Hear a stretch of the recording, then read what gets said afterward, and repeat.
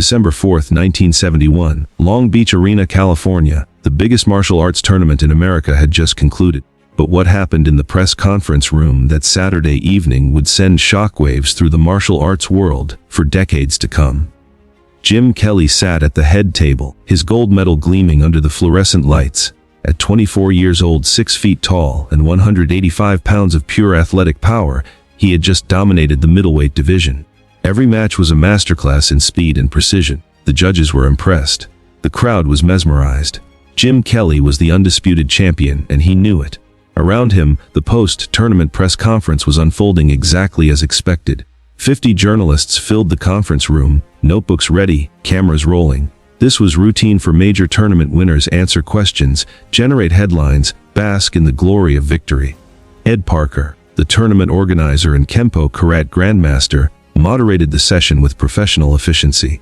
The questions came in waves: technique analysis, training regimens, future plans. Jim answered each with the confidence of a man who had just proven himself against the best fighters in the country. Then came the question that would change everything. The challenge that started it all. A journalist from the Los Angeles Times raised his hand. Ed Parker nodded, and the room fell silent as the man stood up. Jim Kelly, congratulations on your victory. You showed incredible speed today, some of the fastest strikes we've seen at this tournament. There's been talk in the martial arts community about who is the fastest striker in America. Bruce Lee's name comes up frequently. Do you think you're faster than Bruce Lee? The question hung in the air like a loaded weapon. This wasn't just any question. This was asking Jim to compare himself to a legend. Bruce Lee wasn't competing in tournaments anymore, but his reputation preceded him everywhere. Stories circulated about his 2-finger push-ups, his 1-inch punch, his demonstrations where his hands moved faster than cameras could capture. Asking Jim to measure himself against Bruce Lee was asking him to claim superiority over the most famous martial artist in the world. Jim Kelly grinned and leaned into the microphone. His voice carried the confidence of a man who had never lost a speed contest.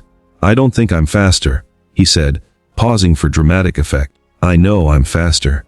The room erupted. Journalists scribbled furiously. Cameras clicked and whirred. This was more than an answer, this was a declaration of war. But Jim wasn't finished. Bruce Lee is skilled, very skilled. But I've been competing for 8 years, winning tournaments, fighting real opponents under real pressure. I'm the fastest karateka in America. Period. The words echoed through the conference room. Some journalists looked excited. Controversy sold newspapers. Others looked uncomfortable. They knew Bruce's reputation. They knew this claim might not end well. Ed Parker shifted uncomfortably in his chair. He knew Bruce personally, and he knew Bruce was somewhere in the arena, having watched the tournament throughout the day.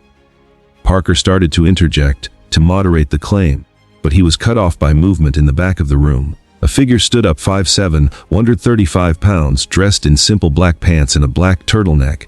Bruce Lee. The legend appears. The room exploded in whispers. That's Bruce Lee. He's here. Oh no, this is going to be good. Bruce had been sitting in the back row the entire time, observing the press conference, learning. He had heard the question. He had heard Jim's answer. Now he was walking toward the stage. The walk seemed to last forever.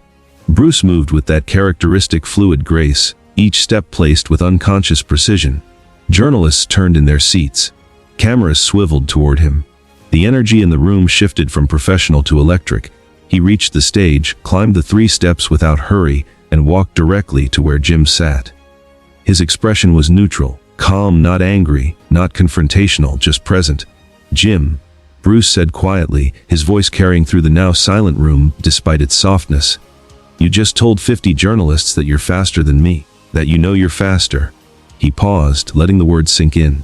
Would you like to prove it? Right here, right now, in front of everyone. Jim's grin faded. His confident posture stiffened. This was not how championship press conferences were supposed to go. This was not scripted, not planned. Bruce Lee had just challenged him publicly, in front of the press, on what should have been Jim's victory night. Ed Parker stood up, trying to restore order. Gentlemen, perhaps this isn't the appropriate. Bruce raised his hand gently, politely but firmly, cutting him off. It's okay, Ed. Jim made a claim. Claims should be tested. That's scientific. That's honest. He looked directly at Jim. What do you say, Jim? Fastest man in America. Let's see. The point of no return. Jim Kelly's mind raced through his options. He could refuse, say this wasn't professional, say the press conference wasn't the place for demonstrations. But 50 journalists were watching. Cameras were recording. If he backed down now, tomorrow's headline would read, "Champion refuses Bruce Lee's challenge." His reputation, the reputation he had just built with his championship victory, would be destroyed before it even had a chance to grow. His claim of being the fastest would be dismissed as empty boasting. He had no choice. "Yes," Jim said, his voice steady despite the adrenaline coursing through his system. "Let's prove it." Bruce stepped back from the table, creating space.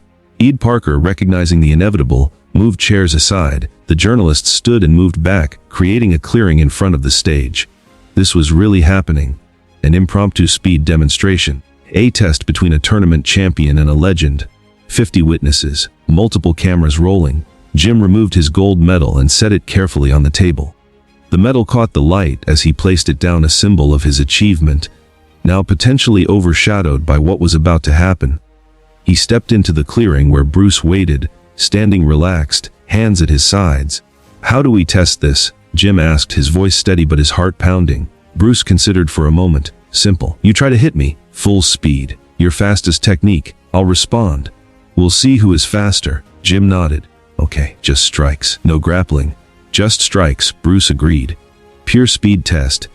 17 seconds that changed everything. Jim dropped into his fighting stance, traditional karate, front stance, hands chambered. This was his element. This was what he was built for. Tournament fighting, clean techniques, fast execution. He had won dozens of matches with his speed. His reverse punch was legendary in tournament circles, fast as lightning. He prepared to throw it now. Second one. Jim launched his reverse punch, Gyakuzuki, his best technique, his fastest technique. Right hand shooting forward with textbook form, hip rotation, full extension. The punch that had won him the championship just hours ago. Bruce's left hand moved, not to block, but to intercept.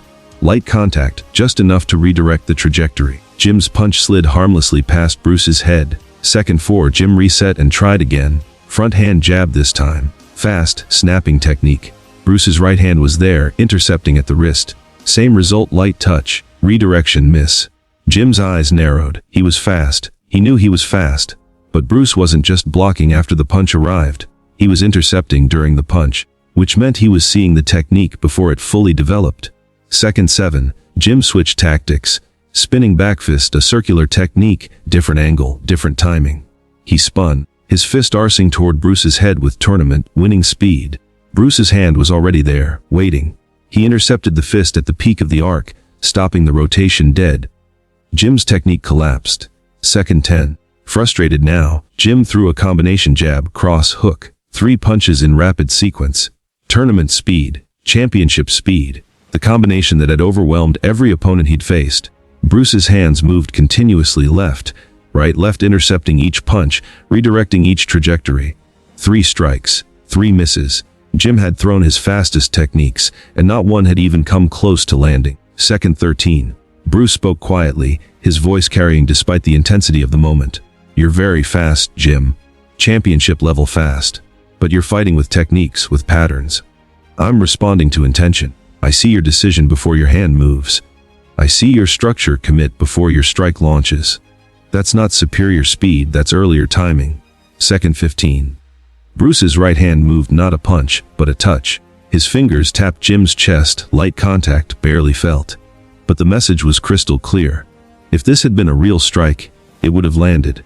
Jim had been open, vulnerable while throwing his combination. He had created gaps in his defense.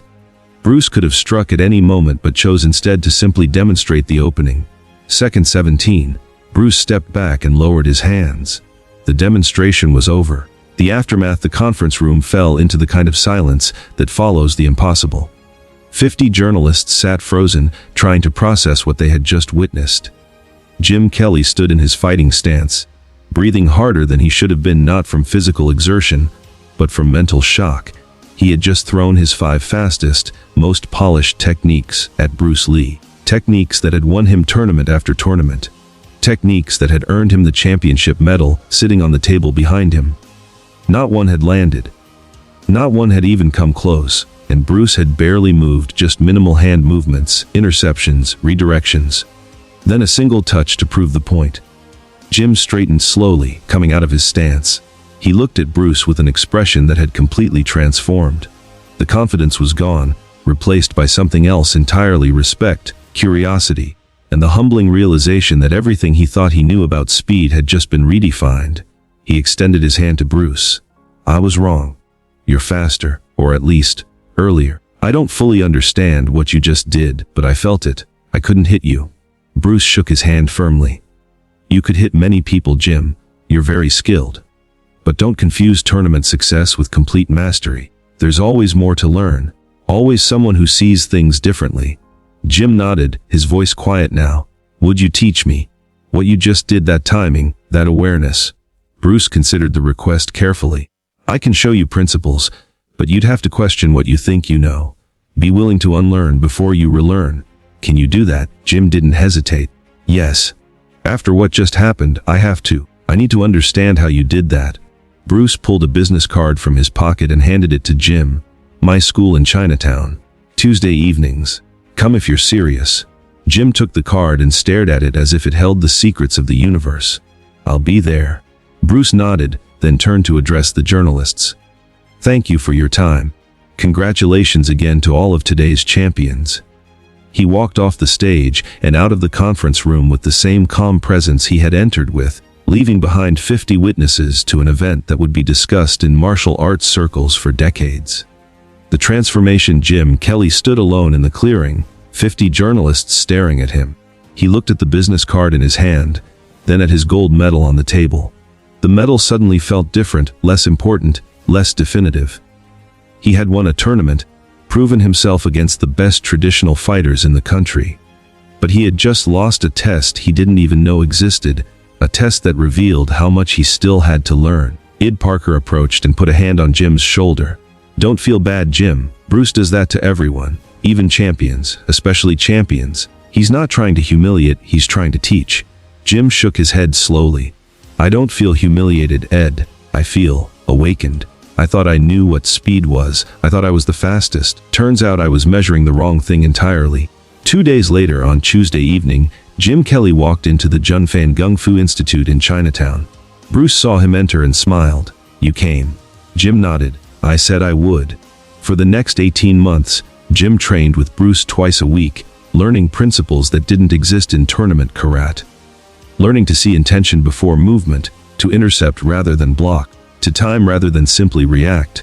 His tournament career continued, he kept winning, but his understanding deepened. His speed became more than just fast techniques, it became awareness, became timing, became something approaching wisdom. In 1973, Bruce called Jim with an opportunity. "I'm making a film, Enter the Dragon. I want you in it." Jim accepted without hesitation. They filmed together in Hong Kong. The friendship that had started with a 17-second challenge in a press conference blossoming into a professional partnership that would define both their careers. The film became legendary. Jim's career launched into the stratosphere. He became a star. The lesson that lasted a lifetime for the rest of his life. Whenever someone asked Jim Kelly about his martial arts journey, he would tell them about December 1971, about claiming to be the fastest, about being proven wrong in 17 seconds, about learning that being wrong was the first step to being better. It wasn't about losing, he would say. It was about learning. It wasn't about speed, it was about wisdom. Those 17 seconds in a Long Beach conference room taught Jim Kelly that mastery isn't a destination, it's a journey. And the best champions, the truest champions, are the ones willing to become students again when they encounter something greater than themselves. The cameras that recorded that press conference captured more than a martial arts demonstration. They captured a moment of transformation, a lesson in humility, and the beginning of a friendship that would change both men's lives forever. Jim Kelly made what he thought was a fatal mistake that night, challenging Bruce Lee's speed in front of 50 cameras. But it turned out to be the best mistake he ever made. It was the moment he stopped being just fast and started becoming wise.